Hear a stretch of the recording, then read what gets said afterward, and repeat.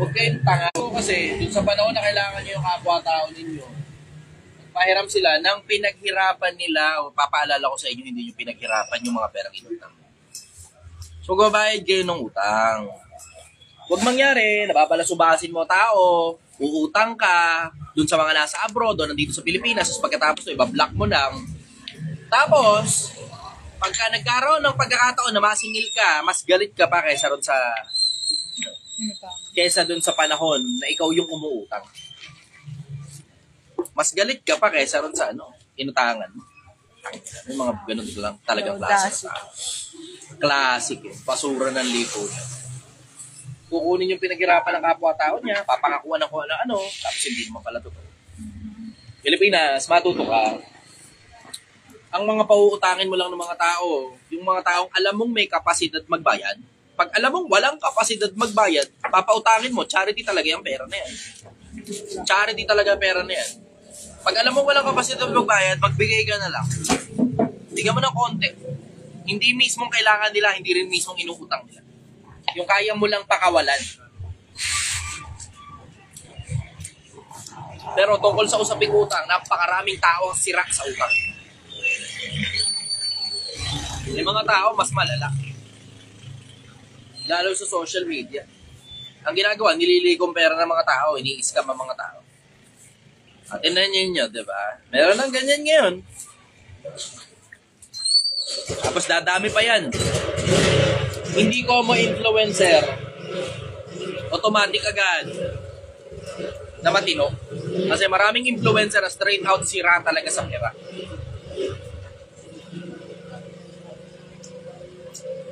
Sige. Let's go for questions.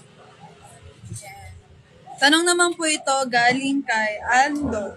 Boss, anong masasabi mo na Monday na naman ngayon? Wala. Wala namang pinagkaiba sa akin yung Monday o Sunday. Para-parehas lang sa akin lahat ng araw. Retired na kasi ako. Pag retired ka na, kung ano yung ginagawa mo, yun yung routine na ginagawa mo araw-araw. Minsan wala ka ng sense of Wala ka ng sense of knowing kung anong araw ngayon. Minsan nalalaman ko na lang sa lakas ng araw eh. Pag masyadong malakas yung araw, check namin kalendaryo. Ay, Biyernes pala, kaya pala medyo malakas. Ay, Sabado pala, kaya pala medyo malakas. Pag medyo mahina, tignan din namin yung araw. Linggo pala. Lunes pala. Kasi pagka linggo at Lunes, medyo mahina eh. Kasi nga gabi nga kami nagpapenta. Mga tao sa gabi, matutulog na yan kasi kinabukasan, papasok na yun. So sa akin, wala pinagkaiba yung mga araw. Pare-parehas lang kasi routine namin dito. Gigising, magtatrabaho, matutulog. Gigising, magtatrabaho, matutulog. Gigising, magtatrabaho, matutulog. Sila nagtatrabaho. Ako, gigising, maglalaro, matutulog. Kasama na nagigising, maglalaro, magagalit, matutulog. Ganon. Yun ang routine ko. Gigising, maglalaro, magagalit, maglalaro uli, matutulog. Kasi naglalaro na lang ako rito sa Project 1. Naglalaro na lang ako rito. Sige, go, next question. Sabi ni Mark Vista, open pa ba kayo now? Galas-tres kami na madaling araw. Nandito lang kami sa mga habang parang Barangay Hall, ang Honor Rizal. Habang parang Barangay Hall, ang Honor Rizal. Mula alas 6 ng gabi hanggang alas 3 ng madaling araw, Lunes hanggang Linggo. Next question. Anong naman dito, kailan ka daw lilipat sa mahabang, Boss Chi, kailan lipat mo sa mahabang parang spot, Aitan Milaria? Sa DOMSA yun. Hindi ko nga alam kung parte pa ba ng mahabang parang yun. Pero sa DOMSA yun, DOMSA Viewpoint. DOMSA Viewpoint. Yun yung pangalan ng lugar. Tinatarget namin kung kakayanin, December 3. Sana kayanin. Ay, yun pala, sino gusto magtrabaho sa akin na construction worker para doon? Napaayos ko yung lugar na yun. Napaayos ko yung lugar. Gastos lang ng konting pera. Hindi masyadong kalaki yan. Siguro papasintada ko na lang yun. Tapos talagay lang ng ganun. Hindi ko alam paano gagawin ito, kung paano sistema. Pero papalagyan ko ng estante. Ganun yung gagawin, papalagyan ko ng estante. Sige, go next question. Tanong naman po ito galing kay Bernard Joseph Lavina. How to be successful in something, stay consistent in something. Ayun, nasagot mo na yung mismong tanong, maging consistent ka doon sa somethings para maging successful ka doon din sa somethings. Yun na mismo, nadali mo na. Nandun sa mismong tanong mo, hindi mo lang napansin. Alam mo, yung success kasi iba-iba yan. Iba-iba definition ng success kada tao. Diba? Pero, alam mo, pinaka-basic principle niyan, short term, long term, diba? Just getting yourself from point A to point B. Kung ano yung pinlano mo, yun yung nasunod. Yun mismo ibig sabihin ng success. Ano yung pinlano mo, yun yung nasunod. Point A to point B. Ganun na ibig sabihin ng success. Tumakbo ka, tapos natatay ka na, nakapasok ka sa CR, tapos naibaba mo yung pantalon mo, tapos nakaupo ka sa toilet, tapos nakitae mo ng maayos. Success. Yeah. Getting yourself from point A to point B, yun na ibig sabihin ng success. Yung iba nalilito lang dyan eh. Ang dami pa nilang pinagdalagay ng mga meanings pa ng success. Mga inimbento lang naman nilang mga bagay-bagay yun. Pero yung mga, alam mo, success diretso, kung ano yung pinlano mo, yun yung nasunod. Ganun kasimple. Sobrang basic nun. Sobrang basic. Paano magiging successful? Kung ano yung kailangan para makuha mo kung ano man yung point B mo, gawin mo. Pag nakarating ka sa point B, congratulations, successful ka na. Ganun. Next question. Tanong naman po ito. Pinagaganda lang nila yung putang inang konsepto ng success na yan. Pinapa-romantic lang nila yung konsepto ng success, pero napaka-basic naman yung putang inang success na yan. Yung iba nga, binibenta pa yung konsepto ng success eh. Na para bang pag sumama ka sa kanila, binigay mo yung pera mo sa kanila, magiging successful ka. Hindi tanga, hindi mo matadaan sa pagbibigay mo ng pera sa ibang tao yung pagiging successful. Huwag kang tanga. Ang magagawa mo sa pagbibigay ng pera sa ibang tao, may trabaho ka ipapagawa, bigay mo yung pera mo sa kanila, yun mas okay. Next question. Tanong naman po ito galing kay Borromeo, Blacksmith, and Vacaidor. Master, payo naman, paano ako makakaiwas sa mga lending at utang? Huwag ka utang. Ganun. There are good debts, there are bad debts. Merong magandang utang, merong pangit na utang. Pag ang utang, nilalaan mo lang sa kapritsyo, pangit na utang yan.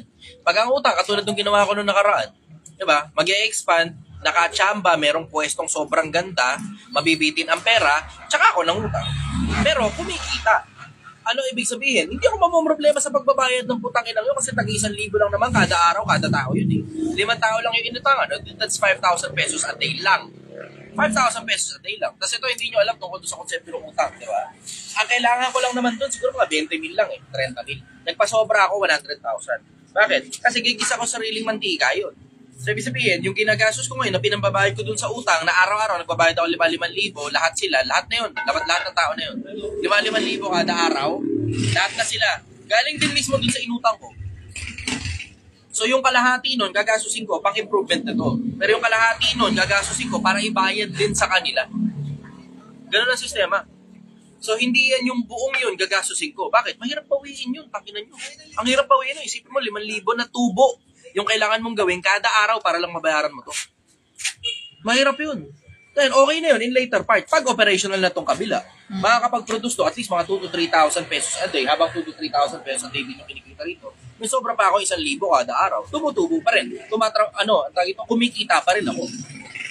Tapos yung later part, after 22, starting 23 onwards hanggang matapos ang buong December, labas na ako sa utang. Kasi 22 ang katapusan ng utang ko eh. Diba? So 22 days ako magbabayad, 1,000 pesos a day. Ganun yung konsepto eh. 1,000 pesos a day, 22 days kong babayaran. Yung 2 araw doon sa 22 days, puro tubo na lang lahat yung babayaran ko na yun. So 20 pa lang, tapos na ako sa principal. 21 at saka 22, puro tubo lahat yun. Ganun yung konsepto. There are good debts, there are bad debts. Paano ka makakaiwas sa utang? Ngayong tinatanong mo sa akin yan, ang ibig sabihin niyan, hindi mo pa alam kung alin doon ang good debt, alin doon ang bad debt. Huwag ka munang umutang. Let's just put it that way. As in zero, wala kang utang. Pag nagsimula ka na ngayon ng hanap buhay, tapos meron talagang deal na talagang too good to pass on, tapos kumikita ka talaga tuloy-tuloy ng pera, totoong kumikita ka ng totoong pera, hindi yung perang nasa utak mo lang. Kasi may mga tao sobrang yaman sa utak nila. May mga ganun, delusional na mga tao. May mga tao sobrang yaman sa utak nila, ngayon, hindi yun. Pag kumikita ka ng totoong pera, tsaka ka ngayon magpalawak ng business mo. Pero hindi ko nga sinasuggest na magpalawak ka ng business galing sa utang. Mas maganda, palawakin mo pa rin yung business mo, sariling mantika. Kung kinikita mo, yun yung ginagastos mo, papalaki ng negosyo. Yun ang sagot ko. Next question. Tanong naman po ito galing kay Sasa Nebaste. Idol, anong advantage ng credit card? Payment method lang yan sa akin eh, diretso. Pwede kang umutang dyan sa panahon ng pangangailangan. Kasi credit card niya eh. Pero payment method lang sa akin yan. So when I say payment method, sabihin, ano ba, order ako sa kung saan man, Alibaba, gano'n. Ayaw nilang tanggapin yung kung ano mang payment method na meron ako. Siyempre, hindi man pwedeng cash. Papasok mo sa cellphone mo yung cash. Diba? Meron GCash. Pero may mga iba kasing, may mga ibang, how should I say it, apps sa internet na hindi tumatanggap ng GCash. Ganun. So, payment method lang yan. Isa yan sa mga paraan ng pagbabayad. Yung credit card. Mapapakinabangan mo rin ng credit card to build yourself a good credit standing sa bangko para pag kinailangan mo, makakautang ka. Yun. Yun ang gamit nun. In general, hindi ko sinasuggest yan kung ordinaryong taong bayan ka lang. Kung negosyante ka, yan, pwede. Negosyante ka, okay yan. Pero ordinaryong taong bayan ka lang, tapos nagtatrabaho ka sa kung saan man, para ano kay credit card ka? Ano dahilan, ba't kay credit card ka? Sige, next question. Babaon mo lang sarili mo dyan sa utang. Sige. So, pwede lipat ko muna to. Mas maganda angulo mo rito. Ayan. Tanong naman po ito, galing kay Firemaster Ryan. Boss Chi, tanong lang po, mahirap bang maging mabuti at madali maging masama? I will say, bakit kasi hindi pa ginawa yan nung hindi pa nagsisimula yun live? O ngayon, pag ganong-ganong ka ngayon na cellphone, hawak mo ngayon, di ba? Paano gagawin mo? Lilipat ko lang to dito kasi mas yung ilaw, yung tama nung camera kasi. Tama nung camera? Taki Yung na mahirap ambon. pag tinamaan ako ng camera. Yung ambon, sir, napupunta dito sa camera mo. Sa oras akin talaga dito ng wala. live, Gil.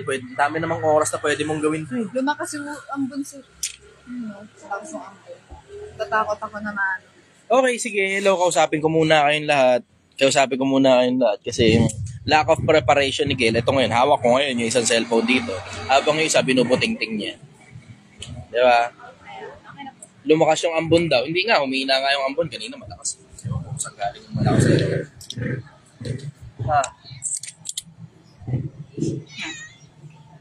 2 inch lang yung diferensya. Kailangan pa niya talagang gatulan. Okay, sige. Tsaka yung- Naalala ko na yung tanong. Ayan, tanong po niya, Si Gil mismo tumidistract sa akin araw-araw. So pagpatawad nyo na lang. Farmaster Ryan, Boss G, tanong lang po, mahirap ba maging mabuti at madaling maging masama? Oo, kasi ang pagiging mabuti may rules. Yung pagiging masama, kahit ano, pwede mong gawin. Konti lang yung, pwede mong lagyan ng rules yung pagiging masama para hindi ka mahuli, para hindi matigil yung kasamaan. Pero mas komplikadong maging masama. Mas komplikadong maging mabuti. Ngayon, personal, nararanasan ko komplikadong maging mabuti tao. Kailangan mo ng certain level ng taba ng utak talaga para maging mabuting tao. Okay? Certain level ng taba ng utak para alam mo kung ano yung pinagkaiba ng mabuti at saka masama. Kasi minsan malilito ka rin eh. Akala mo mabuti yung ginagawa mo, masama pala eh. Ang pinakamagandang halimbawa dyan, yung pagbibigay ng mga magulang ng kapritsyo sa anak nila, akala nila mabuti yun. Akala nila mabuti yun. Bakit? Nakikita nila yung bata natutuwa eh. Doon sila nagbabase. Doon sa nakikita nila yung bata na natutuwa. Akala nila pag natuwa ang bata, tama na. Sakto na yun. Yun ang tama. Hindi. Kailangan mo i-consider makakabuti ba yung ginagawa mo para sa bata o makakasama. May mga ibang magulang binibigyan ng pera, bigay ng pera, bigay ng pera, bigay ng pera, bigay ng pera, bigay ng pera, bigay ng pera. Nakakasama sa bata yung ganun, bigay ng pera eh. Bakit? Ilalason mo utak ng bata. Ang alam ng bata, hinihingi lang pala ang pera, hindi na pinagtatrabahuhan. Tapos ang worst niyan, pupunta sa tindahan, uubusin doon ng pera. Ano kayo na maituturo mo tungkol sa financial management ng bata? Yung ibang magulang, pakain lang ng pakain, hindi iniisip, puro hotdog na lang pagkain ng anak mo. Puro noodles na lang pagkain ng anak mo, wala nang kasustansya. Tapos punong-puno ng preservatives, magtataka ka pa, pagdating na 11 years old, 12 years old, may leukemia yung anak mo. Bakit? Inilason mo yung anak mo eh, pinakain mo ng kung ano masama sa kanya eh. Bakit? Kasi nga, hindi mo nga kasi alam kung ano yung mabuti. Hindi mo rin alam kung ano pinagkaiba ng mabuti at saka masama. Ang pinagbabasihan mo lang, reaction ng bata, dapat kontuwa yung bata. Mas mahirap maging mabuti, mas madaling maging masama. Diretso. Mas mahirap maging mabuti, mas madaling maging masama. Pagka masamang tao ka, walang boundary. Wala. Tapos pwede pang extend, palaw ng konsensya mo yung boundary mo. Versus yung kailangan mo ng control kapag Ay, hello. Picture daw. Sige po. Salamat po, ingat po kayo sa kanya. Marami sana akong tatanungin, busy kami. Hindi, may oras ako. Magtatanong ka. Balik na lahat. May oras ako. Gusto ko, ngayon ka na magtanong. Saan ko nakalive ba? O sige, go. Nasagot ko na ba yung tanong? Mas madaling maging, sige, dito na lang. Okay. Halika na, eto. May listahan pala siya ng mga tanong. Halika dito. Kumuha ng upuan. Kumuha ng upuan. Dito ka. Kunin mo upuan. Itatanong ko lang kung saan ka bumibili ng product. Product? Ako yung gumagawa ng product. No. Yung mismong, Supplier.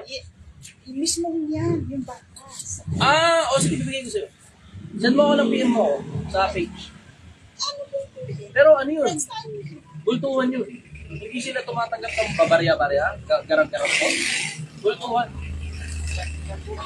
Hindi makabili isa-isa, dalawang kilo doon. Hindi ganun.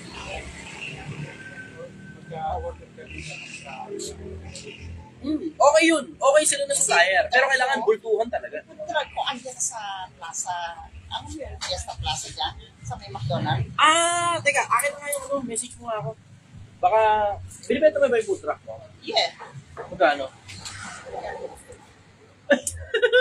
Hindi, wala pala akong pera. Naputang lang pala.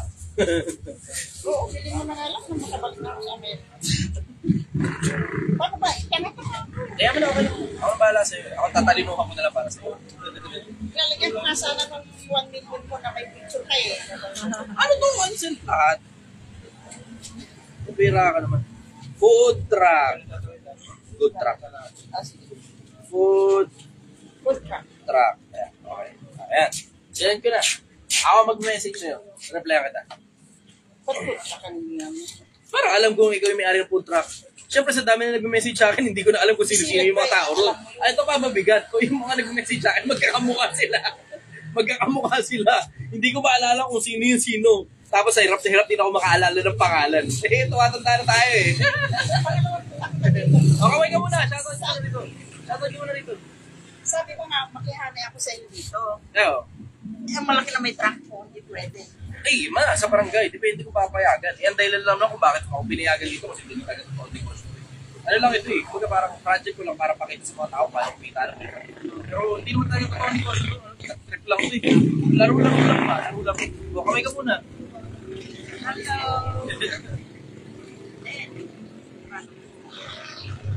Mamaya, bibigay ko sa inyo supplier. Nasad ko sa'yo, ha? Ingat ka, dahan-dahan sister, ha? Good night. Sige. Bye! Ingat. Bigot yung kotse. O, sige, go next question. Tanong naman po ito galing kay Chef Anthony Ang. Ayun, ayos. Yeah, galing siya rito kanina. Thank you, Chef. Salamat sa pagbisita. Ayan. Brother Hindi question. mo pala binigyan ng take-out si Chef. Ayaw niya. Nakakalimutan na naman ni Kate. Eh, wala ka namang inabilin sa akin. Hindi, nakalimutan ko rin. Sorry, brother. I love you.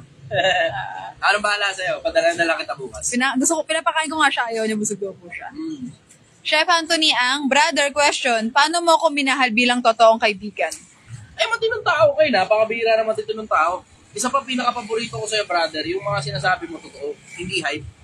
Kasi ang dami-daming mga tao. Alam mo, ito napansin ko sa social media. Hindi na, kung hindi nyo napapansin Pilipinas, this goes for all. Kung hindi ninyo napapansin, maraming tao sa social media ang sinungaling. Sobrang dami nila. Na oo, merong natural, alam mo yan, born parang, siguro, if you can call it instinct, sige, pwede, na ang tao magsinungaling. Diba? Every now and then, diba, nakakapagsinungaling tayo. Pero straight out, may mga tao talaga sa social media, putang ina straight out talaga, halos lahat ng lumalabas sa bunganga nila kasinungalingan. May mga taong ganun, straight out. Sobrang halos lahat ng lumalabas sa bunganga talaga nila kasinungalingan. Majority pa dyan nasa networking, nasa industriya ng networking. Yung iba dyan, nasa industriya ng retail. Yung iba dyan, nasa industriya ng wholesale. Yung iba dyan, nasa industriya ng hype. Yun ang mas malala, hype. Tangina, karamihan ng nasa industriya ng hype. Lahat halos ng nasa, yung nagpapa-hype ng tao, halos lahat sa kanila straight out sinungaling. Halos lahat. Yung mga yayabang-yabang sa social media, sobrang multi-millionaire, billionaire, trillionaire na daw sila. Tangina, karamihan dyan, tatad ng utang, kilala ko yung personal. Kilala ko yung mga putang inang yun personal. Sa social media, sinasabi nila, malapit na sila mag-bilyonaryo. Pero ang totoo, yung totoo ang nasa bank account nila, negative. Karamihan sa kanila, may mga utang sa kung saan-saan at kung kani-kanino. Tapos, milyon-milyon ang utang nila. Tangina, personal kong kakilala. Napakadaming ganyan. Isa sa mga bagay na na-appreciate ko kay Chef Anthony ang hindi siya sinungaling. He just say it as it is. Tama, tulad kanina, siya nagsasabi sa akin yung mga problema rito, yung mga mali dito, iniisa-isa niya sa akin. Hindi na para palabukin pa na, ang galing-galing mo, para magustuhan ko siya. Yan ang isa sa mga bagay na na-appreciate ko sa mga totoong tinuturing ko talagang kaibigan na halos pamilya na sa akin. They tell me when I am wrong. Sila check and balance ko. Sila nagsasabi kung kailan ako mali. Kasi importante sa akin na malaman yun, in case hindi nyo alam, importante sa isang magaling na public speaker na malaman kung kailan siya mali.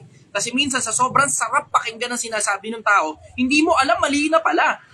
Hindi mo alam, mali na pala. Tignan mo, yung mga pinagsasabi ni Bugoy, akala mo ba tama yung mga yan? Eh talagang marunong lang talagang magtahi ng salita eh. Akala mo naman kinatama niya yung galing ng pagsasalita. Eh tignan mo, sa sobrang alam yun, sa sobrang alam mong may possibility, malaking possibility, mali talaga yung mga bagay na pinagsasabi niya, nagsama pa siya ng sobrang daming kasama. Para iisa lang sila ng mindset. Para iisa sila na sinasabi. Pero tignan nyo, kaya niya bang mag-interview ng siya lang mag-isa? Subukan mo, patesting nyo to sa kanya. 5 babae, o kung ilan man yung mga babae, patesting nyo, siya lang mag-isa mag-i-interview. Tignan nyo kung kayanin niya. Tignan nyo kung kayanin. Pag napagkaisahan niya ng mga babae, nung mga nakaraan nga lang, may mga lumusot na babae sa kanilang mataba utak eh.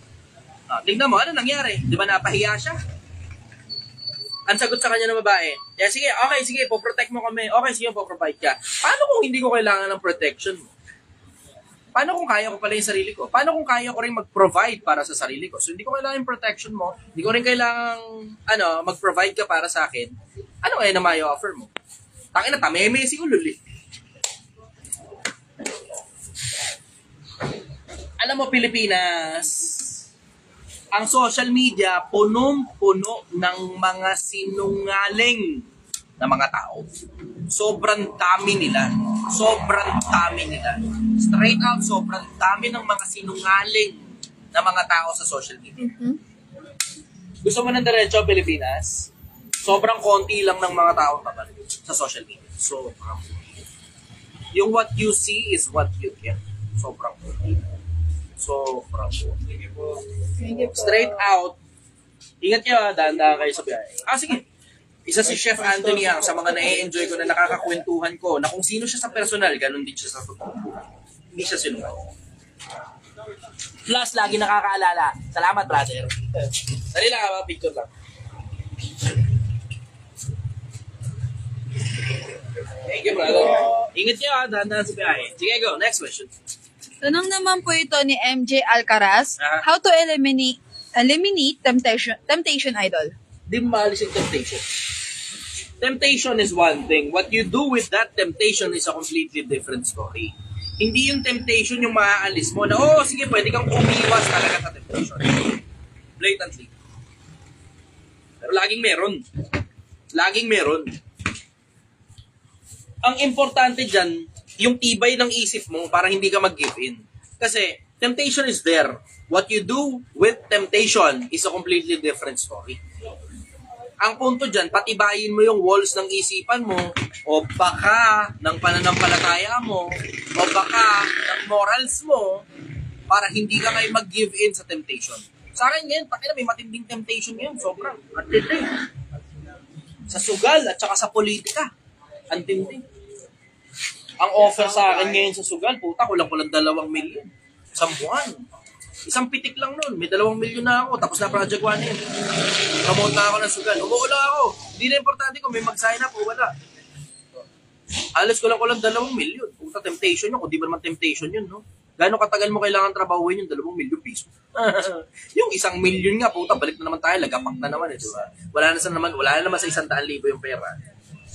Wala kang pa nga yata sa 50 milyon pera eh. Siyempre, hindi ko naman kinukonsider na personal na pera yung inutang ko na pera eh. Yung inutang na pera, andyan yan, 100,000. Pero yung talagang tubo lang na malinis, nagasgasan ko na yung 100,000 eh. So technically, wala na talagang pera. Ang meron dyan, cash, 100,000 na hindi ko pera. Inutang ko yun. Well, hindi pera ng Project 1M. Inutang ko yung pera na yun. So nagasgas ko na. Diba? So ayun, yung paggawa ng 2 milyon, na sa Project 1M, hindi simple. Project 1M yun, hindi personal na buhay ko. Yung Project 1M, hindi simple. 2 milyon. Yung unang 1 milyon pa ka lang, napakahirap eh. 2 milyon pa kaya. Yun. Tapos yung temptation pa ng merong mga nag-o-offer sa akin na sumikwat ng politika.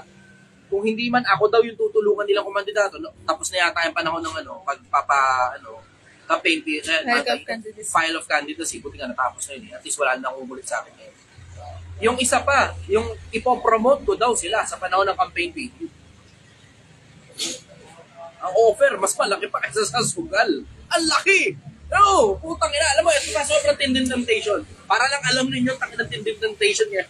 Ang laki, halos malapit sa 10 billion yung offer. Tangina, OA na sa presyo. OA na. Pero may balita ako, yung iba daw, nasa 18 million daw yung offer sa kanila. Yung buong campaign period, mula doon sa pinirmahan yung kontrata hanggang matapos yung campaign period, siya frontman. Malaki, sobra. Ang laki talaga ng offer. Yung sa akin, kulang-kulang 10 million lang eh. Wala pang 10 million, dito.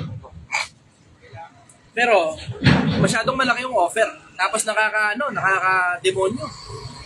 Kasi isipin mo yung konsepto, ang ganda eh. Ang ganda ng proposal sa akin. Sobrang ganda ng proposal, nakaka-demonyo talaga. Ang offer, titigil ko lang daw to. Yun nga lang, request sa akin. I-post ko daw muna yung Project 1M. Kung hindi daw kayang i-post, bilisan ko na lang daw. Kasi kaya naman daw eh. Obviously, kaya naman talaga. Pero hindi ko ginagawa. Kasi nga, hindi naman kasi ang target nito eh, baka 1 billion ako. Ang target nito, maraming tao sumabay na makaipon ng pera. What they do with the money, nasa sa kanila na yun kung anong gusto nilang gawin doon sa pera na nag-ipon nila. Kasi sila naman nag-ipon nila. Pero gawin ba? Doon lang sa konsepto na ang offer, magta-travel sa buong Pilipinas, magcha-charity, magsasalita ako sa maraming tao, marami daw matututo dahil sa akin. Tapos sila nang bahalang tumulong sa social media ko, lalagyan ako ng social media team. Ang tindi. Ang tindi talaga, grabe. Tapos mga bagong equipment, bagong gamit, mic, camera, ilaw, tapos bus. Iwalay pa yung bus. Tapos lilibot sa buong Pilipinas. Sa mga ngampanya. Kasabay nung pagtulong sa mga tao. Sabi ko, ang daming tao matutulungan yan. Pag-iisipan ko. Yun ang sabi ko, pag-iisipan ko. Pero inuungkat ko kasi yung sa diretso. Baka kasi sumama ang loob pag nag-discuss ako rito. Huwag na lang. Pero alam mo, gano'n na lang. Sabihin ko na lang diretso, ang laki ng temptation sa akin. Hindi ko tatanggapin. Sinabi ko rin naman ipagpapaliban ko. Siguro baka yung susunod na lang na election, kung sakali mang magbago ka. Sorry na. Tawarin mo na ako. Alam naman natin pare-pares. Hindi naman kita papangalanan eh. Alam ko naman nanonood ka sa regular. Alam ko naman yun.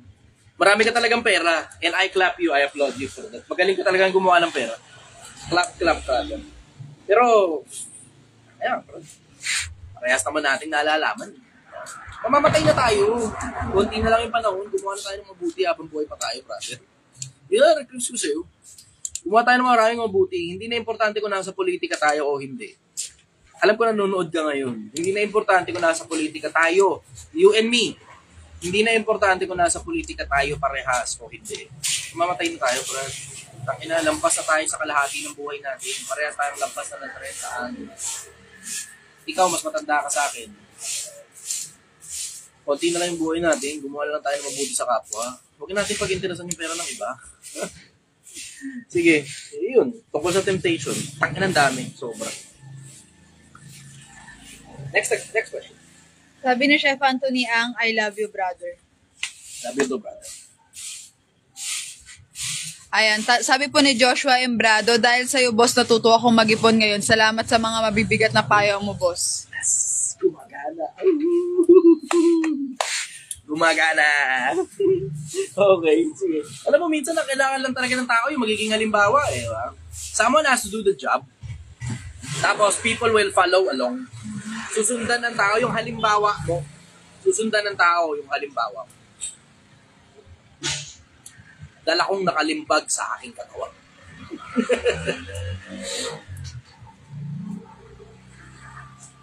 Tanong naman po ito ni Jello Galang. Anong ibig sabihin ng mas mahalaga ang kamatayan kaysa sa buhay? Mas mahalaga talaga kamatayan kaysa sa buhay. Yung araw ng kamatayan, yun yung tinutukoy dun. Yung araw ng kamatayan kaysa sa araw ng kapanganakan. Hindi yun mas mahalaga yung kamatayan kaysa buhay. Hindi ganun.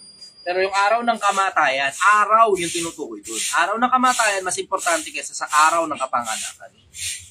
Kasi yung araw ng kapanganakan, parang consider mo yung konsepto ng pag-aaral. Enrollment yan eh. Pumasok ka sa eskwelahan. Mas importante yung graduation. Ganun yung simpleng konsepto ko. Mas importante yung graduation kaysa yung nag-enroll ka. Lahat pwedeng mag-enroll, pero hindi lahat gumagraduate. Mahalaga sa paningin ng Panginoon ang kamatayan ng kanyang mga pamilya. Yun ang sagot ko. Next question. Tanong naman po ito galing kay Van Duque Agustin. Tanong lang Sir Chester, paano po kami makakasabay sa pag-iipon nyo kung ang kinikita namin sa negosyo ay ginagamit namin pang araw-araw? Any suggestion po? Maraming salamat. Yung 3 pillars yan. Una, tatalinuhan mo. Tatabaan mo utak mo. Pangalawa, tatrabahuhin mo. Pangatlo, pag-iipunan mo hanggang makarating sa milyon. So, ayan, ginagamit sa pang-araw-araw. Okay, sige. Ang ibig sabihin nun, may problema sa dalawa. Yung 2 pillars. Bakit? Kasi yung 3, hindi ka magkasuwato ron eh. Hindi nakakaipon eh. Hindi ka nakakarating sa 1 milyon. Hindi ka nakakaipon. May problema ngayon sa 2. O baka sa pangatlo. O baka sa 1 lang. Hanapin mo ngayon kung nasan yung problema. Nandun yung 3 pillars eh. Tatalinuhan mo, pagtatrabahuhan mo, pag-iipunan mo. Hahanapin mo ngayon doon sa 3. Asan ba dito ang problema? O, ngayon, hindi nakakaipon. Bakit hindi nakakaipon? Kasi ginagastos sa araw-araw yung pera. Check mo ngayon yung mga ginagastos mo. Kasi kanina may pumunta rito, hindi rin nakakaipon eh. Pero yung stocks niya ng mga items worth 1 million pesos na. Tapos isang taon mahigit niya ng nilalaro ang merkado tungkol sa pagbebenta ng piyesa. Ngayon, nung hinanap namin kung nasan yung problema, bakit di sila nakakaipon, puta, nandun pala sa pagkain. Araw-araw gumagastos sila 1,200 to 1,500 a day para lang sa pagkain. 5 lang naman sila. Tapos may kasama pang bata. Kasino lang naman kaliit-liit ang tiyan ng bata. Kaya pala napakalaki ng ginagastos. Kasi umorder. Dapat hindi magluto sa bahay. Diba? Pwede ka pa rin naman kumain ng baboy. Pwede ka pa rin kumain ng baka. Pwede ka pa rin kumain ng manok kahit nasa bahay ka. Diba? Tapos, magluto ka ng gulay. Dapat 80% gulay. 20% lang yung karne-karne mo. Siyempre, hinulaan ko lang yun. Pero mas limit kasi kapag gulay-gulay yung pagkain mo kaysa karne-karne. Diba? Kinwenta namin, kasi kami rito, dito sa Project 1M, 200 piso lang nakakakain na kami buong maghapon. Nagluluto lang ng gulay, tapos may konting karne sa ulo. 200 pesos, ilang kami? Ilan tayo? 6 kami rito sa Project 1M. Sip mo, 6 kami rito. Yung konsepto, bumibili kami ng pagkain, sige, namamalengke, tapos bibili siyang gulay, galing sa palengke. Tapos, 200 pesos, sapat na yun, isang buong maghapong pagkain yun. 2 beses sa isang araw kung kumain, minsan tumatatlo pa pagkagutom talaga. Depende na lang yun, kung gutom ba sila, kung busog sila, pero madalas, 2 lang naman, ayos na. So, isang lutuan, solved na. Minsan may mga pagkakataon nga, tumatatlo pa yung kain. Okay naman. Parang na kami naka-buffet nun eh. Although, syempre, hindi kasama dun yung kanin, pero yung bigas, pero kasi yung 200 pesos na, puro gulay lang talaga yan, tsaka konting karne-karne. Manok, gano'n, isda, gano'n. Syempre, di namin buwibiling baboy kasi walang sense yun. May baka naman kami, di pwedeng baka na lang kainin namin. Di ba? Mahal yung karne ng baboy eh. Diba? Pero yung konsepto, hahanapin mo kung saan may mali. Pag sobrang daming perang pumapasok, hindi nakakaipon, malaki naman, maayos naman yung tubo. Ang ibig sabihin niya, maluho. Pag hindi masyadong marami yung perang pumapasok, tignan mo kung bakit hindi masyadong marami. Baka ang problema nandun sa hindi masyadong maayos yung pagmamarket mo ng produkto. Doon, babalik ka ngayon sa unang pilar. Diba?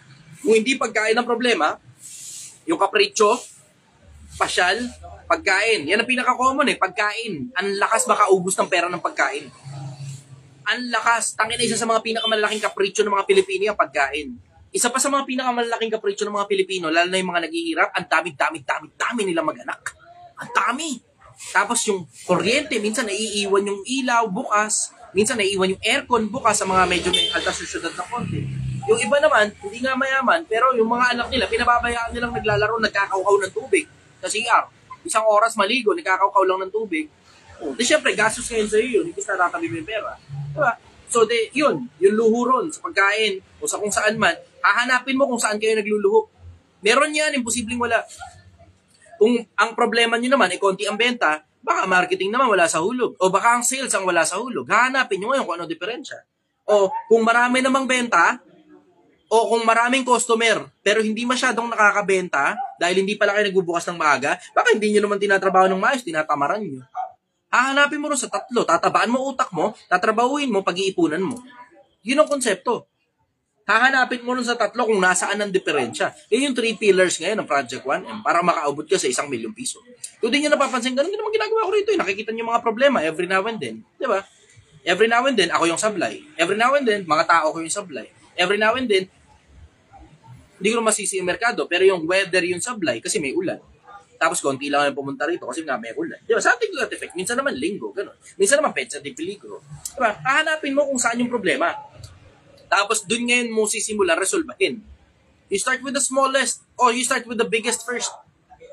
Tapos pababa, papunta sa mga maliliit. Kasi yung maliliit, madalas madami. Pero yung mga malalaki, minsan pag naresolba mo yung malalaki, kasama na rin mariresolba yung mga maliliit. Start with the biggest first. Parang paghuhugas ng kaldero. Para paghuhugas ng mga pinggan-pinggane. Kung di nyo napapansin, pag naghuhugas ka ng isang pirasong pinggan, parang hindi pa rin nabawasan yung dami ng mga tambak. Pero pag naghuhugas ka ng isang malaking kaldero, parang ang laki na agad ng nabawas, pero isa lang yung nahugasan mo. Ganun yung konsepto. Yun ang sagot ko ron. Next question. Di siya question pero fina-flood ni Ike Marcelino Joaquin Pabasa Gale. Boss, salamat sa kwentuhan kanina. Hehe, ako yung may 5 tanong sa'yo kanina. Salamat, marami ako natutunan. Yun. Pag pupunta pala kayo dito, mag-ipit na rin kayo ng mga tanong kasi gusto ko talaga sumasagot sa mga tanong. Mukha lang ako retarded, mukha lang ako si Raulo, mukha lang akong basagulero, pero hindi po ako bastos makipag-usap one-on-one. Pag one-on-one, hindi ako bastos makipag-usap. Bastos lang ako sa social media. Yung bunga nga ako may diferensya sa social media. Pero pag one-on-one, hindi ko kayo kakausapin na katulad ng pakipag-usap ko rito sa social media. Mag-aalang po ako sa personal. Yun, sige, next question. Sabi ni Elros Robles, kung mag-isa ka lang naman, mahal masyado kung magluluto ka. Kaya, Kaya na-order na lang sa labas. Hindi pa rin eh. Kasi magkano lang isang taling kangkong, 10.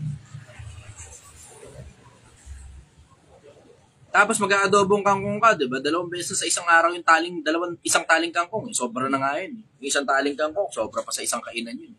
10. O di halos 50 pesos, nakadalawang kain ka na ron. Sabay mo 1 kilong bigas na tumatagal naman ng 3 o 4 na araw pag ikaw lang mag-isa. Minsan nga, 1-2 beses lang kumain, okay na kapag mag-isa ka lang. Dumadami lang minsan pag marami kayo. Siyempre, pag nagutom yung isa, gutom din lahat. Dami-dami Nagdo-domino effect lang, ganun. Pero pag ikaw lang mag-isa, minsan 1 beses lang. Ako, personal, pag ako lang mag-isa, 1 beses na ako kumain sa isang araw. Minsan, marami na yung 2, makadalawa ako sa isang araw. Pero sobra-sobra na yung 3, hindi ako kumakain ng 3 beses sa isang araw kung ako lang naman mag-isa. Sobra-sobra sa akin yung 3. Yun, sige, next question. Tanong naman po ito galing kay Jason Villano Kabuang. Idol, anong masasabi mo sa bangayan sa gobyerno ngayon, lalo na mga walang utang na loob sa mga Duterte? Alam mo, isa kasi sa mga malalaking problema, o sige, utang na loob is one thing, pero isa rin kasi sa mga malalaking problemang nakikita ko, and this is coming from a neutral standpoint, kasi neutral ako wala naman akong pinapanigan dyan sa mga Duterte at saka sa mga parehas nga ako naiinis doon sa dalawa Wala kang tulak kabigin, parehas tantrums yung dalawa. Pero, sige, utang na loob is one thing. That's one thing. Pero isa rin yung, merong possibility kasi na, ayoko naman sabihing treason. Pero alam mo kasing, amoy na amoy mo kasi. May ganong parte. Merong amoy na amoy mo na, gawin nyo na lang kaming Philippines province of China. Di ba sinabi niya yun? Malinaw naman yun. Nakapamarali ang mga pogo sa Pilipinas. Tangina, wala na tayong matatawag na Pilipinas pag nakuha tayo ng China. Kahit may utang na loob ka pa sa mga Duterte, wala kang ngayon choice. Kahit hindi mo gusto. Wala kang choice eh. Wala kang tulak kabigin doon sa dalawa Maganda pa malakad ng mga Duterte. Hindi ko kasi makakalimutan yung panahon. Yun, hindi ko makakalimutan. You have to put that into the record. Hindi ko makakalimutan yung panahon. At tangina pag naglakad ka, kahit squatters area ka pa naglalakad, sobrang safe ng pakaramdam mo kasi si Duterte presidente. Hindi mo maaalis yun. Hindi mo pwedeng burahin sa record yun ng Pilipinas na sige, maraming namatay, bla bla, okay, sige, ayos. Hindi mo maaalis sa record na kahit saan ka maglakad ng mga panahon na yan, sobrang safe ng pakaramdam. Siyempre, andun na rin, meron pa rin mga isolated cases, pero sobrang isolated. Bumaba ang crime rate, ang laki ng ibinagsak noong mga panahon ni Duterte. Ang laki talaga ng ibinagsak ng crime rate noon. Tapos naitawid pa tayo ng mga matatanda. Anong mga matatanda? Nung matanda, dun sa pandemya. Di ba? Hindi mo kayang ialis sa record yan. Di ba? Yun nga lang, ito nga lang ang problema. Ito ang problema. Ulitin ko, ito ang problema. Yung amoy kasi, napakaramdam mo, nakapanig yung mga yun sa China. Yun kasi yung pakiramdam eh. Di ba? Na oo, sige, pwede mo sabihin, mali ka, Chester, bla bla. Andun na nga, mali nga ako. Pero hindi mo rin naman mayaalis kasi sa record, na official record yun, na sinabi ni Duterte mismo na siya, sa bibig niya mismo galing. Gawin nyo na lang kaming Philippine Province of China. You are also welcome, wala kang problema, welcome ka na sabihin ano yan, sarcasm yan, o baka joke yan. Yeah. Pero that's very unbecoming of a president para ibenta niya yung bansa niya sa iba through his mouth. Diba? That's very unbecoming of a president para ibenta niya yung bansa niya sa bansa ng banyaga through his mouth. Hindi naman natin alam kung ano behind the scenes nun. Diba? Wala tayong malay dun eh. Pero ang tunog sa akin, ipinamimigay na tayo ni Duterte sa ibang bansa eh. Yun ang tunog sa akin. At hindi talaga masyadong mabango sa pandinig ko yun. Kahit maayos pa siyang presidente. Nung mga panahon presidente siya, kasi ramdam ko talaga yung safety ng mga panahon doon. Hindi mabango sa pandinig ko yun, kahit pabiro.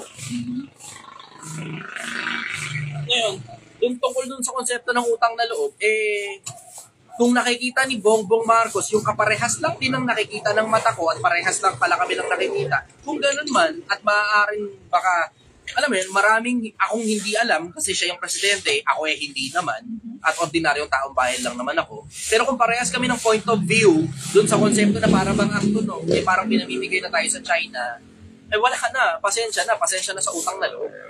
Diba, ganun na labas. Kasi kung ako magpa-presidente na hindi naman mangyayari, na imposible rin mangyari, ganun din naman sasabihin ko pasensya na sa utang na loob. Pero maintindihan nyo naman, mas importante na meron tayong bansa kesa tumanaw ako ng utang na loob, tapos wala na tayong bansa paglipas ng ilang taon. Diba? Sobrang basic na concept sa akin nun. Sobrang basic ng konsepto na yun. So yun ang sagot ko ron. Next question. Tanong naman po ito ni Hanzo. Sorry po. Hanzo Ameno Patino. Tama brother, sinusunod lang namin yung 3 pillars, nakakaipon naman kami. And next niya is, anong masasabi mo sa pagpromote o pagsuporta ni Rendon kay Diwata? Sumuporta ka. Binabanatan ni Rendon yun diba?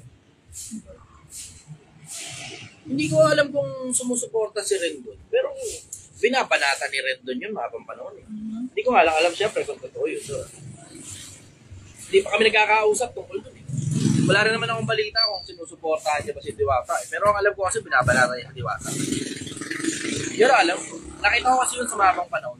Pero ngayon, hindi ko alam kung ano latest acting. Bumaliktad ba na sinusuportahan niya. Kasi ako, diretso hindi ko talaga susuportahan si Diwata. Pasensya lang. Sasama loob niyo sa akin. Pero yan ang isa sa mga taong hindi ko talaga susuportahan pagdating sa usaping politika. Kasi uunahin ko lang doon sa konseptong wala siyang malay sa politika. Tangina, sobrang basic nun. Hindi dahil nagkapera ka lang, meron ka ng karapatan tumakbo sa politika. O hindi, alisin ko na lang doon sa karapatan. I will say kapasidad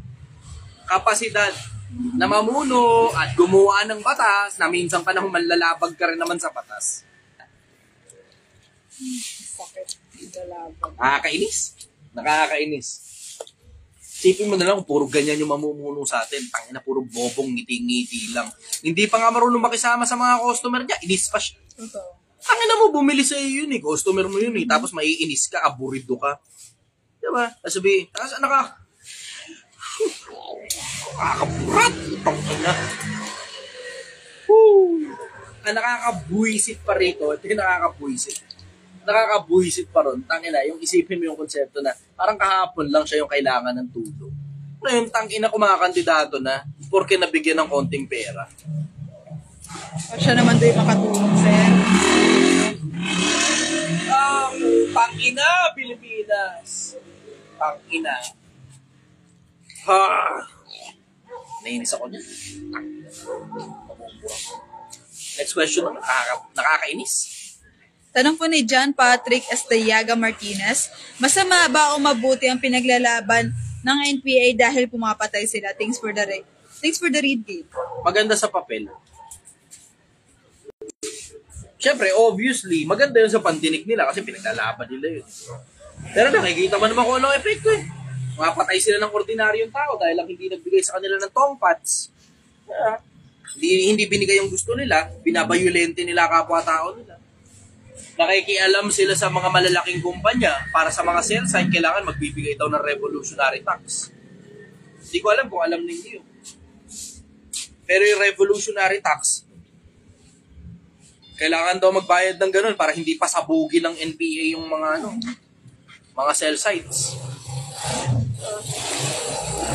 Para bang pag-aari nila yung mga lupa. Tangin talaga nakakamanghabi sa mga tao. Magtataka ka, para daw sa taong bayan yung pinaglalaban nila. Nakakabagtaka, ba't parang mga ordinaryong magsasaka, ordinaryong pulis, binabanatan nila? Ano ginawa sa inyo? Eh yung mga tao na yan, yung tinutukoy yung taong bayan eh. Pinaglalaban nyo kuno. Yung karapatan nila. Pinaglalaban nyo kuno yung karapatan. Eh tangin na, kayo yung dumadali sa kanila. Puta, pati magsasaka, dinadali nyo eh. Pati pulis, dinadali nyo. Pati militar, dinadali nyo. Without considering na yung mga pulis na yan, mga militar na yan, mga taong naghahanap buhay lang din yan. Hindi nyo pa kino-consider yun, mga gago. Mga taong naghahanap buhay rin yan. Kaya sila nagpulis, kaya sila nagsundalo to serve their country and make a living for their kids, for their sons and daughters. Para mabuhay sila. Yun yung pangarap nila, tinupad lang nila yung pangarap nila na maging sundalo o maging pulis na kumikita ng pera para sa mga anak nila, mga tanga ba kayo? Tapos gigilitan nyo lalamunan, papatayin nyo. Tanginan nyo naman. Tanginan nyo naman. Ganda lang sa papel. Maganda talaga ang komunismo pagdating sa papel. Sa papel. Nagkakatalo yan. Sino mamumuno ng komunismo? Si Joma Sison? Okay, next question. Tanong naman po ito galing kay Mendez T. Lavain. Mapapatawad pa ba ng Diyos ang nakagawa ng abortion? Nakadepende kung paano mo binuhay yung buhay mo. Doon nakadepende yun. Hindi naman nakadepende yan doon sa isang pirasong pagkakamali lang. Sumahin mo yung buong buhay mo. Alam mo naman sa sarili mo yun eh. Yung buong buhay mo, susumahin mo. Alam mo yun sa buong buhay mo. Kaya ka natatakot sa ganyang konsepto kasi alam mong hindi ka rin masyadong gumagawa ng mabuti. And when I say hindi masyado, hindi ka actively pursuing na gumawa ng mabuti. Pag actively pursuing ka na ikaw mismo yung humahanap ng paraan para gumawa ng mabuti sa kapwa-tao, duda ako tatanong mo pa sa akin yan. Malalaman mo sa sarili mo yun, gumagawa ka ng paraan. Gumagawa ka ng paraan para maging mabuting tao ka. Parang katulad ko, di ba? Alam ko sa sarili ko yun, ako gumagawa talaga ako ng paraan para maging mabuting tao, makatulong sa kapwa-tao nang hindi nanghihingi ng pera. Basic principles naman yun, di ba? Yun ang sagot ko ron. Malalaman mo yun. Kapag ka actively pursuing ka na gumawa ng mabuti sa kapwa-tao mo, alam mo rin sa sarili mo na hindi mo na kailangan itanong sa akin yan. Kasi alam mo rin sa sarili mo na kaya ng tapalan ng mga mabubuting ginagawa mo na ginagawa mo para sa pangalan ng Diyos at hindi sa paningin lang ng kapwa-tao at hindi rin para sa pera yung mga bagay na ginagawa mo, natatapalan na nun yung mga pagkakamali mo. Alam mo, dapat yun. Diba? Malalaman mo yun eh. You will understand it based on your conscience. Na may nagawa kang isang pirasong pagkakamali. Pero yung buong buhay mo, nilaan mo na sa katinoan. Sa paggawa ng mabuti, hindi lang sa sarili mo, kundi sa kapwa-tao mo. Hindi lang sa pamilya mo, kundi sa kapwa-tao mo. Hindi lang sa lugar ninyo, kundi sa kapwa-tao mo.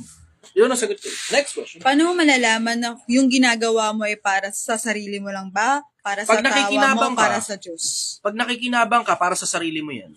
Pag hindi ka nakikinabang, inconvenient pa sa'yo, hindi para sa sarili yan.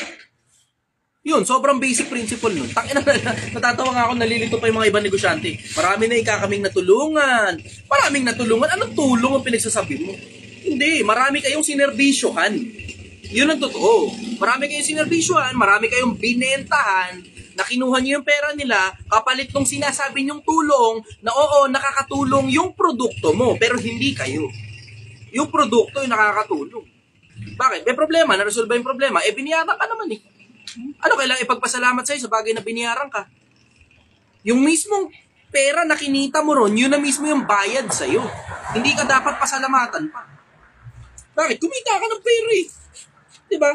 Binayaran yung serbisyo mo. Binayaran yung produkto mo. So huwag mo sabihin para sa Diyos yan. Kung ang totoo, pinagkakakitaan mo talaga yun. Even worse, ito pa mas masama. Sinasabi mong para sa Diyos, nakakabuti ka sa kapwa-tao. Bla bla. Pero ginagawa mo talaga yan para sa pera. Ginagamit mo lang yung pangalan ng Diyos, gago. Ang daming ganyang negosyo. Ginagamit yung pangalan ng Diyos. May mga mas malalala pa. Yung mga katulad ni Bugoy. Nangangaral tungkol sa Diyos pero pera talaga ang dahilan. Sige, next question. Tanong naman po ito galing kay Denver Panganiban. Sir, Anong pinagkaiba ng nakakaalam sa nakakakilala ng karunungan sa may gawa ng buhay?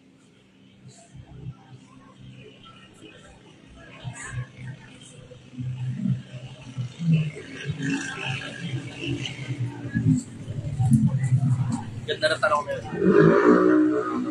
Hinihimay ko sa isip ko. Ulitin mo nga yung tanong. Wait lang po, nawawala yung tanong. Ano na eh. Napil ko lang ulit, sir, ha? So, nagtanong nung pakiresend lang po ng tanong. Salamat. Hindi ko na kasi makita. Ito. Denver Panganiban.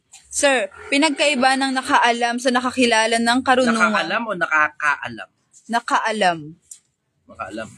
O, tapos? Sa nakakakilala ng karunungan sa may gawa ng buhay. Yung nakaalam, din sa panahon. So, hindi yan present progressive. Mhm. Possibly tumigil siya o namatay siya along the way. Kasi nakaalam eh. Yung isa, ano yung isa? Sa nakakilala ng karunungan sa may gawa ng buhay. Ano pinagkaiba ng nakaalam sa nakakilala? Alam mo, ang ganda ng tanong na yun, yung nakakilala. Kasi alam mo, sa Biblia kasi, ang karunungan may personification yun. Mhm. Hindi yan basta parang mga bagay na nalaman mo lang, na wisdom lang, na nasa ulo mo. Hindi. Yung yung karunungan sa Biblia, may personification yan. Pag binasa mo sa Kapitulo 8. Sino ba ang karunungan?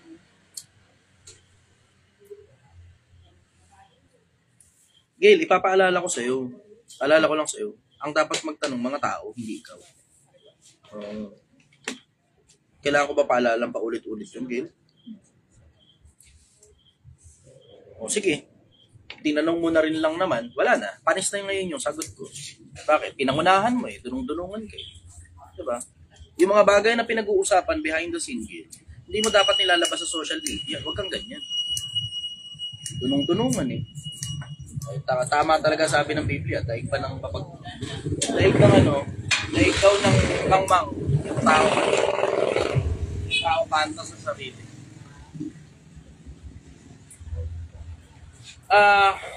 Wala.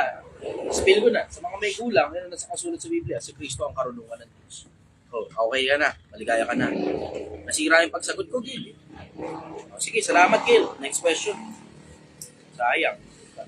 Sayang ito. Sayang ito. Dami ko sanang gustong ilabas eh. Kaso si Gil kasi mapanguna eh. Pakitang gilas eh. Sayang. Ang dami kong gustong ilabas sa inyo, Pilipinas. Ang dami kong gustong ikwento sa inyo. Yun nga lang, isa sa mga bagay na pinag-iingatan ko na ngayon, yung magkwento kahit sa mga taong nakapaligid sa akin. Diretso, merong mga ibang mga nakapaligid sa akin, I don't feel safe with them. I don't feel safe. Yung parang, alam mo yung pag naglabas ako ng karunungan sa kanila, alam kong isang araw, babalik din sa akin yun, tapos magbumukha lang akong tanga. Ayun, damo katulad ng isang pirasong ganyan.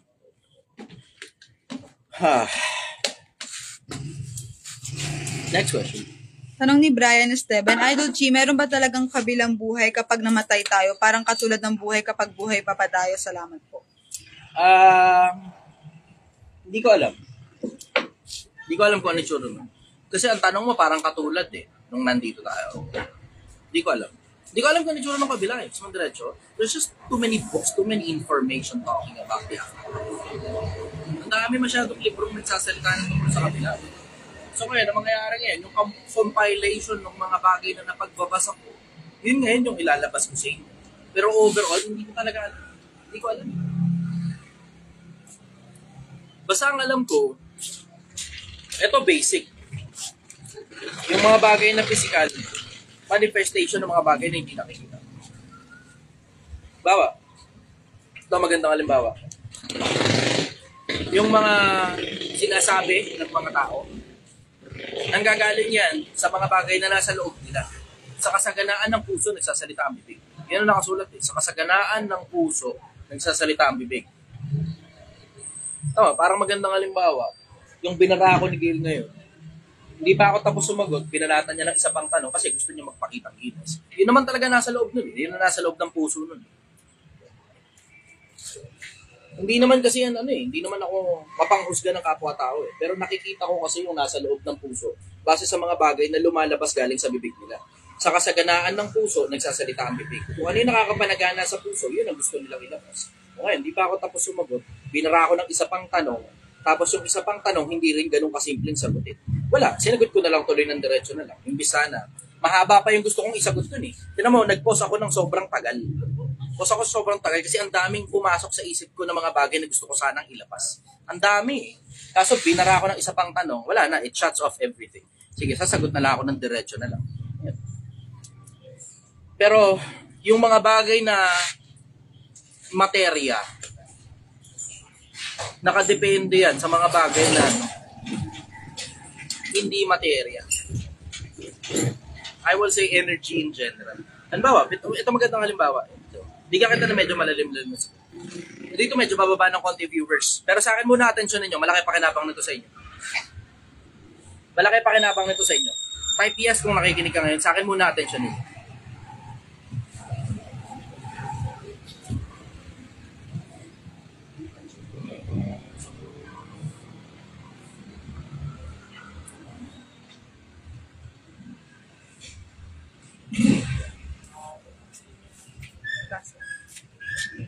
Ayan, may nag-yes na po, sir.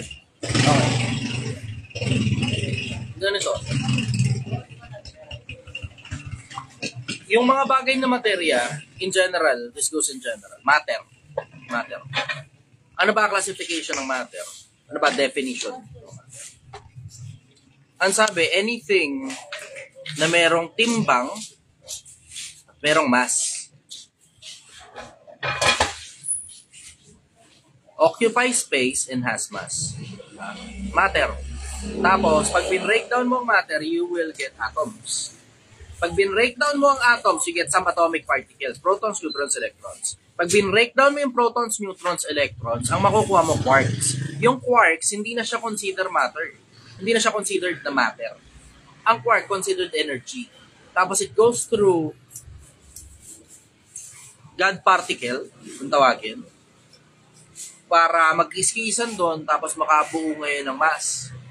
Para ma-consider siya na matter, tapos tsaka ngayon magdidikit-dikit para maging subatomic particle. Diba? So ano ibig sabihin? Yung mga bagay na may kinalaman sa mga bagay na materya, nanggagaling yan sa mga bagay na hindi materya.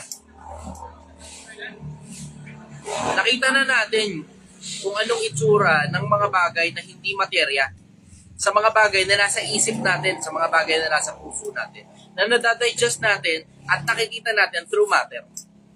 Pero yung itsura ng kabilang buhay, hindi ko alam. Pero may na tayong konting glimpse. May feelings dun. Bakit? Kasi may feelings tayo dito. Na hindi nanggagaling sa matter yung feelings na yan. Na oo, may kinalaman ang matter.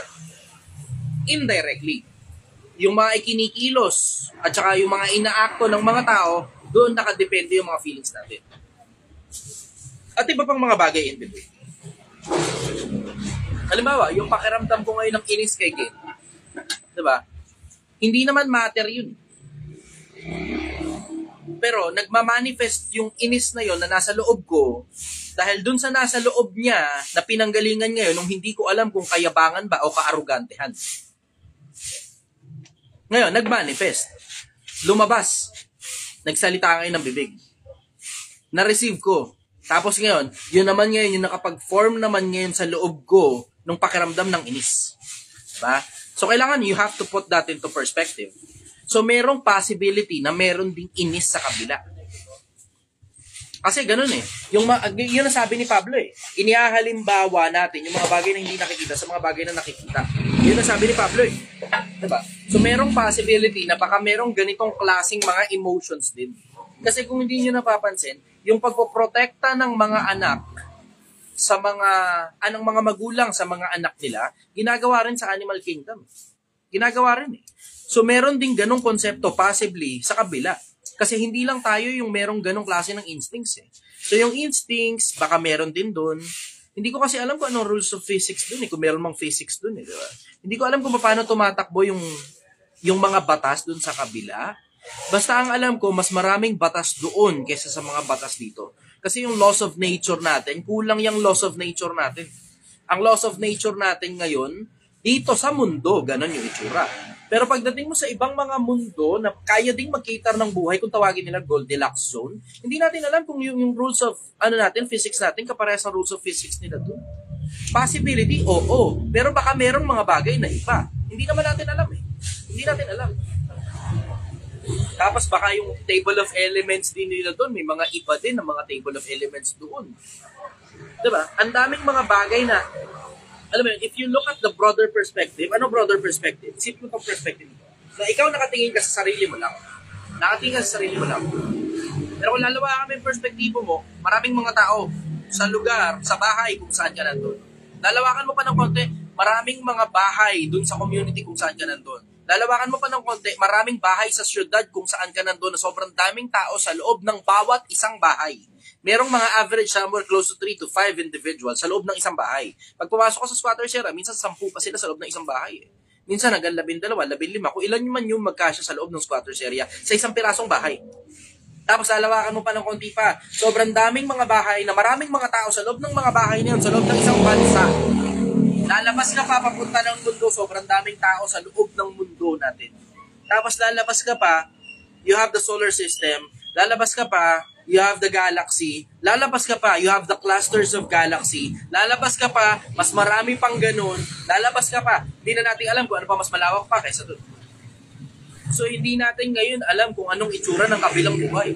Pero alam ko, ito sigurado ako 100% sure. Yung mga bagay lang na nakikita natin, hindi pa sapat yung mata natin para makita natin lahat ng bagay na nag-e-exist dito pa lang sa loob ng universe natin. Kasi hanggang ngayon, hindi pa rin makita ng James Webb Space Telescope yung pinakakadulu-duluhan na kayang makita ng teleskopyo na yun kasi bagong launch lang yan dyan.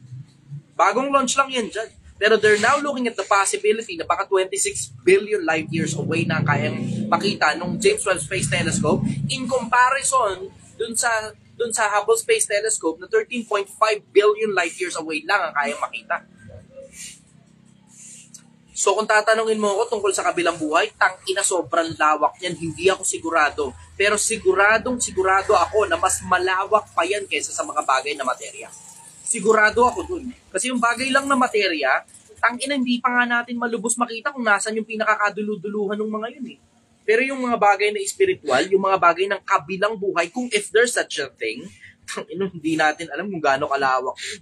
Hindi natin alam kung gaano kalawak yun. Hindi rin natin alam kung hanggang saan lang ang confinement natin. Paglabas natin ng katawan, kung hanggang saan lang ang kaya natin i-explore doon. Kasi ang physically, kaya pa lang natin i-explore with our human body, with our finite being, ito lang nandito lang sa mundo.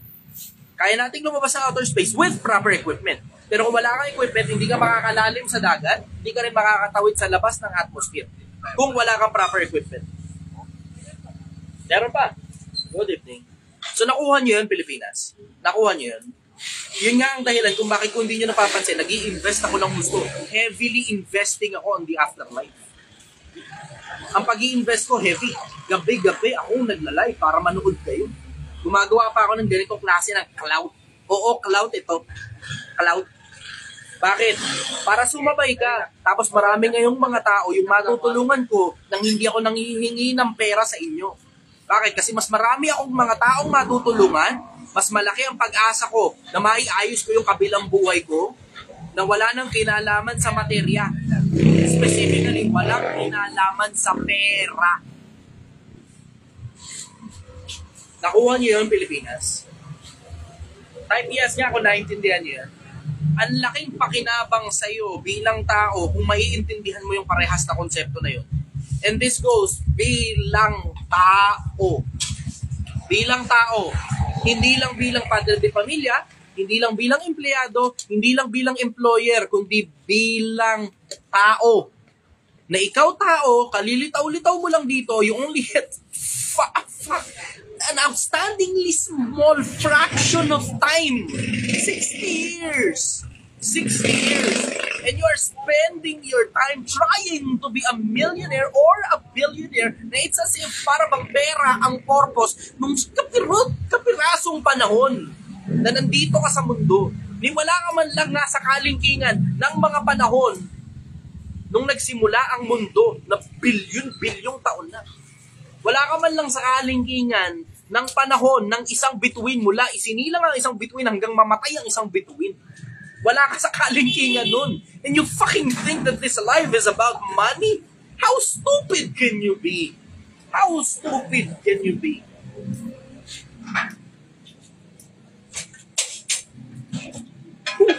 Yun ang sagot ko. Yun ang sagot ko. Tanong po ito galing kay Hanso Ameno Patino. Brother, kung sakaling naging communist country ang Pilipinas, possible bang yumaman tayo gaya ng ibang communist countries? Oo. Oo. I will directly say yes.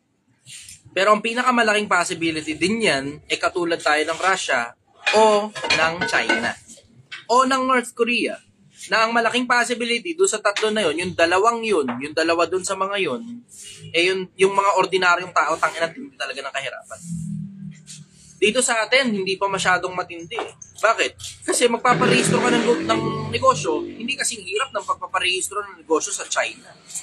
Isipin mo yung konsepto ng pagpaparehistro ng negosyo sa China.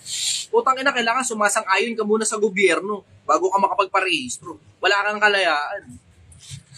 Ganon din sa Russia, ganon din sa North Korea. Iisipin mo, sa North Korea nga, halos walang nabubuhay na negosyo eh. Gobyerno lang talaga ang buhay. Ngayon tatanungin mo, mayaman ba yung bansa? Oo, yung bansa mayaman, yung mga tao mahirap. Ganon na mangyayari doon. Ang mga yumayaman lang ng mga tao, yung mga sumasang-ayon lang sa gobyerno. Pag hindi ka sumasang-ayon sa gobyerno, o talaga pakambuhay mo. E tignan mo, si Jack Ma, di ba? Nawala nga si Jack Ma eh. Napalitan ng isa pang bilyonaryo, yung sumasang-ayon naman sa gobyerno. See?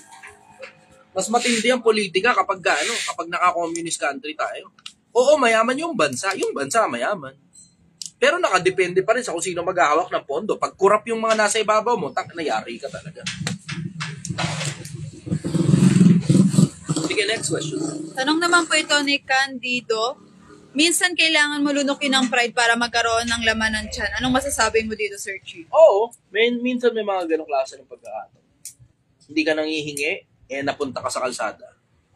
Wala, talagang zero ka talaga eh. Wala namang ibang tsansa, mamalimos ka. Diba? Sometimes shit happens. Hindi naman natin alam kung ano pinagdadaanan ng ibang mga tao eh. Kasi, tignan mo, ako rin naman personal, naiintindihan ko yung ganong sentiments eh. Kasi ako rin mismo nanggaling ako sa ganyan. Lunok kayo. Nanggaling ako sa ganyan. Sinasabi ko naman sa inyo diretso, di ba? Hindi naman ako lumabas sa social media na kung tanginal mo kang leader ng sindikato tapos mabuting tao pala ako. Di ba? Let's just put it that way. Let's just put it into that perspective. May mga ganun talagang pagkakataon. Pero ako straight out, ito na natutunan ko sa pagiging mabuting tao, sa pagiging masamang tao, sa pagiging mabuting tao ulit, sa pagiging masamang tao ulit, sa pagiging mabuting tao ulit, sa pagiging masamang tao ulit, sa pagiging mabuting tao ulit. Makakakain ka. Basta gagalingan mo lang ito. Makakakain ka. The world is enough for man's needs. The world will never be enough for man's need. Minsan pagkaganid na lang. Sabihin, gipit daw ikaw yung sitwasyon. Lagi naman tayo nalalagay sa gipit na sitwasyon. Bakit hindi ka kasi, nung mga panahon pa lang na hindi gipit yung sitwasyon mo, nag-ipon ka sana. Pero sobrang greedy mo, hindi ka nag-iipon, inuubos mo lahat ng pera sa tanginang kaprichong Shopee deliver ng deliver. Inuubos mo yung pera mo sa putang inang masarap na pagkain. May pagkain naman dyan, di nga lang masyadong kasarapan. Para 2 taon sana, 3 taon sana alagwado na ang buhay mo. Pero hindi, gusto mo yung isang kahig, isang tukaka, kasi sa putang inang sobrang tindi ng putang inang luho mo, ayaw mo kasing tigilan. Tapos kung kailan maiipit ka, tsaka mo ngayon sasabihin, hindi, pagkagipit sa patalim kumakapit. Tangina mo, ang luho mo dun sa lahat ng panahon, hindi ka naman gipit eh. Ngayong gipit na gipit ka, sasabihin mo sa patalim ka kumakapit. Greedy ka lang kasi, gusto mo kasing ubusin lahat ngayon na. Lahat ngayon na, ubusin natin lahat ngayon na. YOLO, di ba? YOLO. YOLO. You live only once, ha? Hindi, you live every day. You'd only die once. Pero may mga tao, they are dying inside. Tangina, may mga tao, araw-araw, dying inside ka eh. Bakit dying inside ka? Tangina, araw-araw, mas gusto mo na lang na manatili ka sa putang inang trabaho mong bulok, na sawang-sawa ka na, sukan-suka ka na, kaysa ipunin yung pera, paglipas ng 2 taon, 3 taon, meron ka ng sapat na pera para tumigil sa putang inang bulok mong trabaho. Para makapagsimula ng kahit na ano sa ibang lugar, papachi-pachiin mo yung perang naipon mo. Pero hindi, may mga tao, mula dun sa panahon na sumweldo sila, uubusin nila lahat ng pera para mag-antay sa susunod ulit na sweldo. Meron ulit silang konting pera na uubusin na naman nila hanggang sa susunod na sweldo. Tangin ng mga tao. Napakatatanga.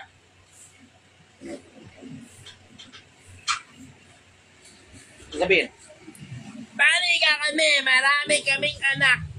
Putang ina ka, sino ba kasing nagsabi sa'yo mag-anak ka nang wala ka pang kapera-pera? Diba? Ganun lang naman yun eh. Sino ba kasing nagsabing mag-anak ka, kumuha ka pa ng batong ipapalo mo sa ulo mo, na ikaw nga mismo hindi mo pa alam kung paano maging tao. Ganun lang naman. Takalang ingay ko na pala. Hindi ko na-realize. Pati yung nandun sa dulo, didinig ako, layo na lang na mesa nito. Sige, next question. Yun ang sagot ko. Ay, ano nga uli yung tanong? Nawala na po yung tanong. Naalala mo na lang. Sana nasagot yung tanong. Next question. Tanong naman po ito galing kay Villas Glyza. Sir, paano maging magaling sa pakikisama at ano-ano ang tamang gawin? Thank you po. Lagi mong ilagay yung sarili mo sa sitwasyon ng kabila. Ano ba gusto nung kabila? Pag nabibigay mo yung gusto, hindi lang yung pangangailangan, pati yung gusto nabibigay mo, congratulations, clap, clap, marunong ka na makisama. Kailangan maisip mo kung ano naiisip ng kabila. Ano ba palagay mo yung mga magugustuhan niya? Ano ba palagay mo? Paano tumatakbo palagay mo ang isip ng kabila? Yun ang pakisama eh. Ang pakisama, kung ano yung gusto, ginagawa mo. Yun ang pakisama. Kung ano yung kailangan, ginagawa mo. Iingatan mo lang yung sarili mo na huwag kang abusuhin. Yun ang punto. Pag nag-overshoot na, doon ka magkakaproblema. Pag nag-overshoot, ang tawag doon, cycle of dependency. Ang tawag doon, cycle of dependency. Nakadepende na sa'yo na iniaasa yung buong buhay ng taong pinakikisamahan mo. Whether it be nanay mo, tatay mo, jowa mo, tropa mo, blah blah. Doon lang nagkakaproblema pag tumawid na doon sa cycle of dependency. Sa'yo na iniaasa yung mga gusto nila na hindi na nararapat. Yun ang sagot ko rin. Next question. Tanong naman po ito galing kay Bisoy Rabor. Kasama ni Sir Adrian. Hi, hello. Bra- GR Boys. Brother Chi, paano makaget over sa pag-iisip ng demise ng mga taong kumupal sa'yo? Wala na kasi akong ginawa kundi planuhan yung katapusan nila. Ano yan eh? Ang tawag dyan, visual tunneling. Meron din ganyan sa isip. Nakalimutan ko anong tawag din. Pero, yung konsepto na kung nagmomotor ka, alam ng mga nagmomotor yan. Na pag halimbawa, corner, kurbada, dapat nakatingin ka sa exit ng kurbada. Hindi dun sa mismong kung saan lang nakaharap yung motor. Alam ng mga nagmomotor yan, alam nila yung konsepto ng visual tunneling. Kukurbada, merong exit yung kurbada na yan. Dito ka dapat nakatingin. Hindi dun sa kung saan nakatutok yung motor. Kasi kung saan papunta yung mata mo, dun din papunta yung motor. Ano ibig sabihin? Malaki possibility mag-overshoot ka pagka kurbada, mabilis ang takbo mo, at ang tinitignan mo, yung mismong nasa harap lang ng motor. Dapat ang tingin mo, nakamotor ka, ang kurbada, ang tingin mo dapat nandito. Kasi dito ka pupunta. Ganon yung konsepto. Visual tunneling. Yung visual tunneling, nangyayari yan, kung saan nakaturo yung kurbada ng, kung saan papunta yung mata mo, yun lang yung mga bagay na nakikita mo. Hitting the apex daw. Hitting the apex, that's one thing. Pero visual tunneling, that's one. Pero alam yan, yun mismo, hitting the apex. Kung nasan yung apex, doon ka dapat nakatingin. Ganun yung konsepto. Kaya, ang magagawa mo dyan, para hindi ka nagvi-visual tunneling, atras ka. Tapos hinga ka. Tapos lawakan mo yung pananaw mo na ito yung putang ina mo na kumupal sa akin. Akong bahala sa'yo, kinang-ina mo ka. Kukuha ko ng mga tao, kukuha ko ng lumang van, tapos kukunin kita. Tapos hindi ka na makikita. Diba? Ganun yung nasa isip ng mga tao eh. Diba? I know. I know. I fucking know how to do it. Visual tunneling. Lalawa ka. Gawa mo. Alam pa na now.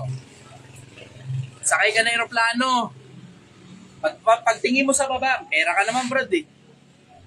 Sakay ka ng aeroplano, tingin ka sa baba. Tignan mo ngayon kung gaano karaming tao yung nandun. Tignan mo rin kung gaano karaming problema yung nasa bawat isang tao, sa bawat isang bahay na nasa loob. O bawat isang tao na nasa loob ng bahay. Lahat ng tao may kanya-kanyang problema, brad. Lahat din ng tao, kinukupal ng kung sino-sino. Palagay mo ba, ako, hindi ako kinupal ng mga tao? Kinupal ako. And I did them wrong. Look at where I am now. Look at where I am now. Look at where fucking I am now. My life is fucked up. More than you can imagine. Oh, I may have the answers to all of your fucking questions. All of your silly small questions. Bakit? Mataba lang talaga utak ko eh. Pero it doesn't necessarily follow that I am a good person. Hindi yun kadugtong. No? Hindi dahil nasasagot ko yung mga tanong ninyo, mabuting tao na si Chester. Hindi ganun. You don't fucking know jack shit about what I have done throughout my life. Wala kayong malay. Na wala kang anak, wala kang asawa, wala kang kadugo na itinuturing na kapamilya. Wala kang kahit sino. And the possibilities fucking endless. Pag ikaw ako. The possibility is endless kung ikaw ako.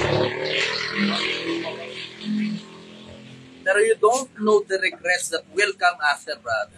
Straight out, you don't know the regrets that will come after. And I may not have those types of regrets. Usap. Pero, I would rather be safe than sorry. Laging nandun ako, dun sa practicality nung safe kaysa sorry. Lawakan mo yung pananaw mo. Kasi, tangina, you don't want that blood in your hands. Believe me, brother. Believe me, you don't want blood in your hands. Na kahit anong hugas mo, puta, hindi matanggal. Hindi matanggal. It sticks with your fucking brain. Banto sa kaluluwa. Dumi. Dungis na hindi matanggal. Ayaw matanggal. Ayaw. Tapos ang kasunod na nun, isa pa. Tapos isa pa. Tapos isa pa. Tapos isa pa. And you fucking become blood hungry. Brother, wag kang masyadong tumatawid ng konsensya mo. Kasi maniwala ka sa akin, it's a very ugly road pag tumawid ka sa konsensya mo. It's a fucking ugly road pag tumawid ka sa konsensya mo. May mga taong tinutukoy sa Biblia, hinirohan nila ang kanilang budhi na waring bagang nagbabaga. Wala na silang nararamdaman sa konsensya nila. Tapos, when you start to not feel anything inside your head, inside your heart, it feels fucking empty. Not just empty, it gets to a point where it gets scary. When you gaze into the abyss is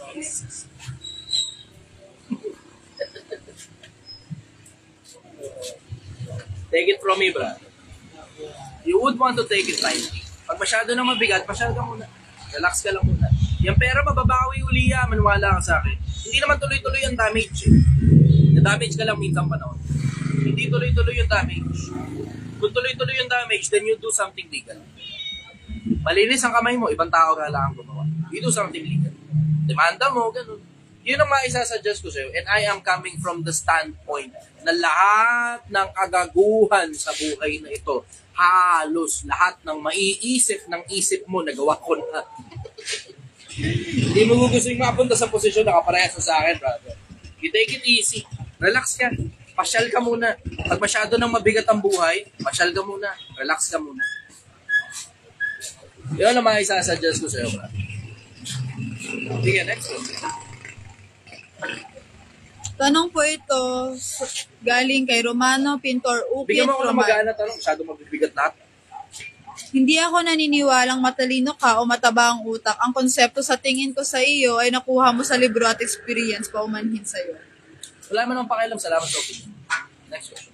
Tanong ni Neil Marvin Libanan, trabahong malaki ang sahod pero di ka masaya or trabahong simple, basic, sahod pero masaya kang pumasok araw-araw? Siguro nakadepende sa pangangailangan. Kung wala namang masyadong mabigat na pangangailangan, doon ako sa akin ako. Meron mabigat na pangangailangan, doon ako medyo malaki-laki na konti. Pero depende sa buhay ko rin at the same time. Nababanatan ko muna yung isang bagsak na mahirap muna, na marami munang pera, na hindi illegal. Illegal tayo. Tapos, pagka medyo tumatanda na ako, kasi you have to put that into perspective. Pag tumatanda ka na kasi bumababa na tapos hindi na masyadong malaki pangangailangan mo. Maliban na lang, matindi, luho mo. Pero doon na ako sa masaya kasi nakaipon na. Eto, itong ganitong panahon, nakaipon na ako, relax na, happy na ako. Okay na, maligaya ako rito. Alam mo with all the mumbo-jumbo, masaya ako sa ganito. I can see myself na kahit nagtitinda ako sa tabi ng kalsada, I can do this for the rest of my life. Sumasagot na ako sa tanong ng mga tao, nag-enjoy ako makipagkwentuhan sa kanila, masarap yung buhay ko kasi wala akong masyadong sobrang lalaking problemang katulad ng mga dati. Diba? Na kailangan mong ilabas si ganito sa kulungan. Diba? Wala na akong ganung mga problema eh. May mga ganitong ng mga siraulong putang na talagang bakit pinanganak ka pang hayop ka, ayaw mong tumigil, kailangan mong patahimikin ngayon yun, legally, syempre.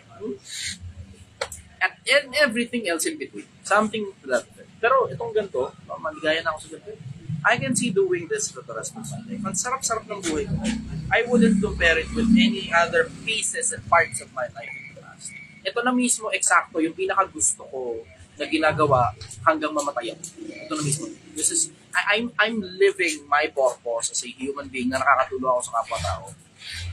I'm also living my, my greatest dream na maraming taong pumupunta sa akin, na kinikilala ako ng maraming mga tao because of every reason that they can think of.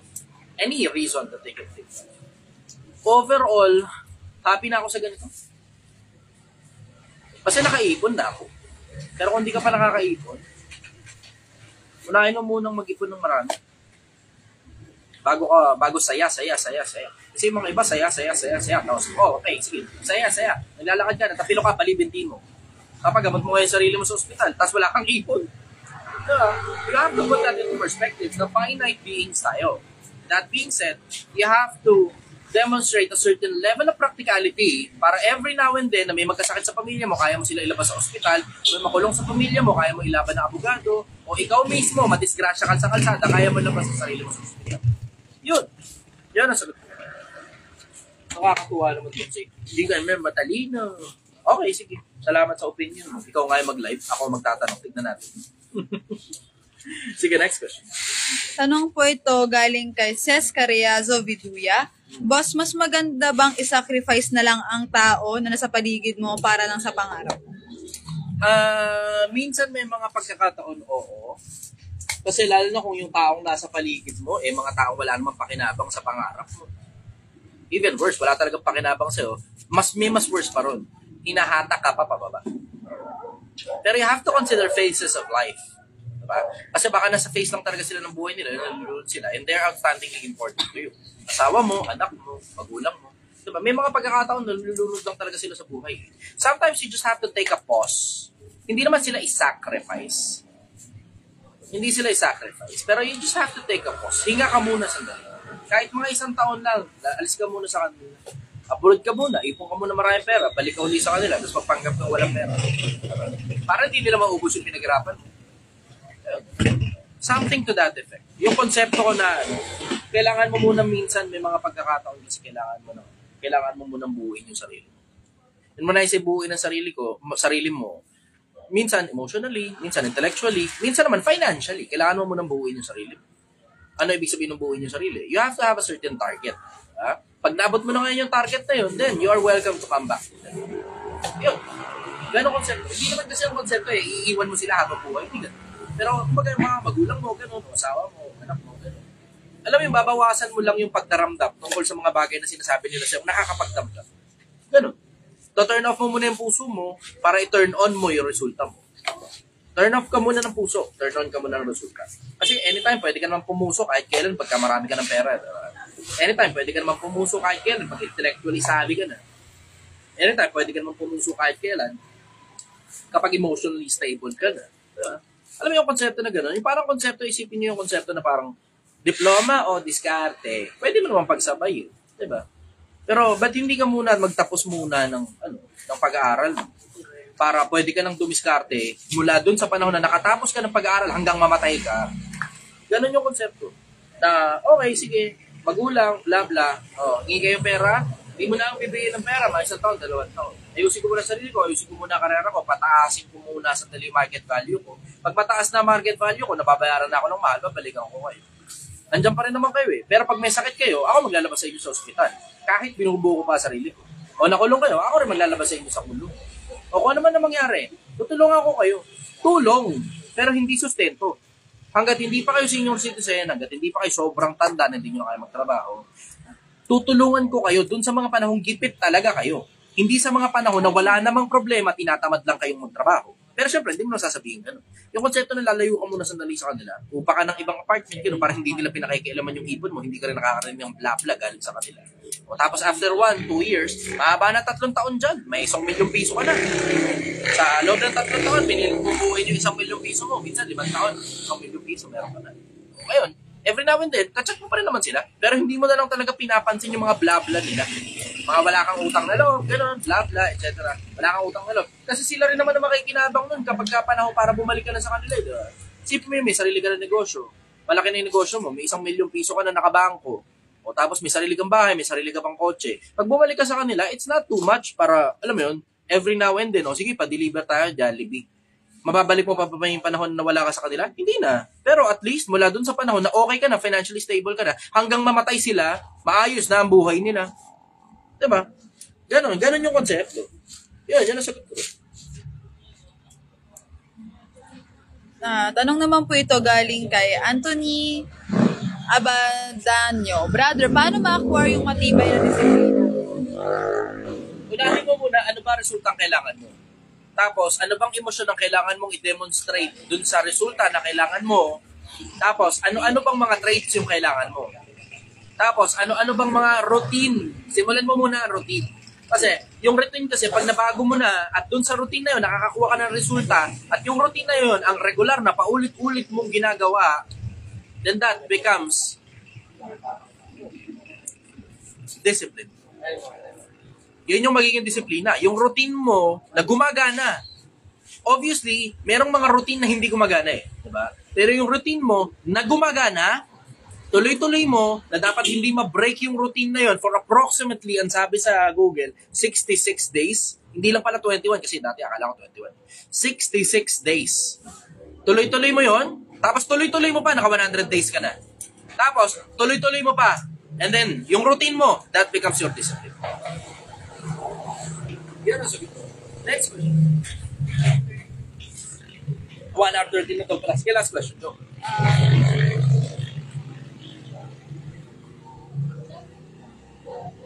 Hindi ko alam, pero siguro ito na yung medyo magandang tanong. Okay. Dinglas Jason, kasalanan po ba, boss, ang pagnenegosyo mo kung ang negosyo mo ay bar?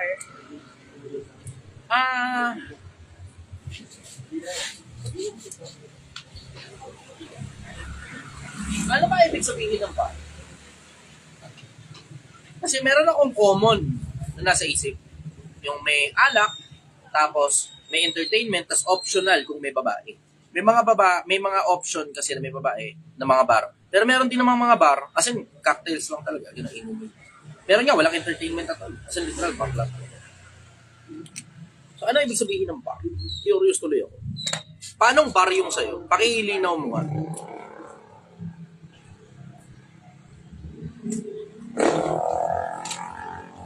Meron ka? Medyo delayed kasi ang pasok dito.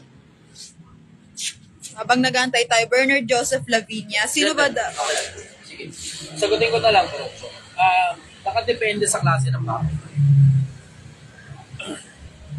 Kasi you have to check the old scriptures para malaman mo kung ano utos ng Diyos. So, yung pinagbabawal ng Diyos ng paglalasing. Tapos, ang negosyo mo, may kinalaman sa paglalasing. Ikaw na ngayon ang bahalang tumimbang, bro. Bar and grill boss, walang babae. Alak lang. Optional lang yung alak. Optional, mag-additional na benta. Ikaw nang bahalang tumimbang tungkol sa alak. Pero kung obvious naman na, di ba, mas grill siya kaysa sa bar. Pero kasi mga ganun eh, mas grill kaysa bar. Yung nagsuserve sila mula alas 3 ng hapon. So di makakapiga-piga ka ron, tapos ang pamilya nakakakain din dun.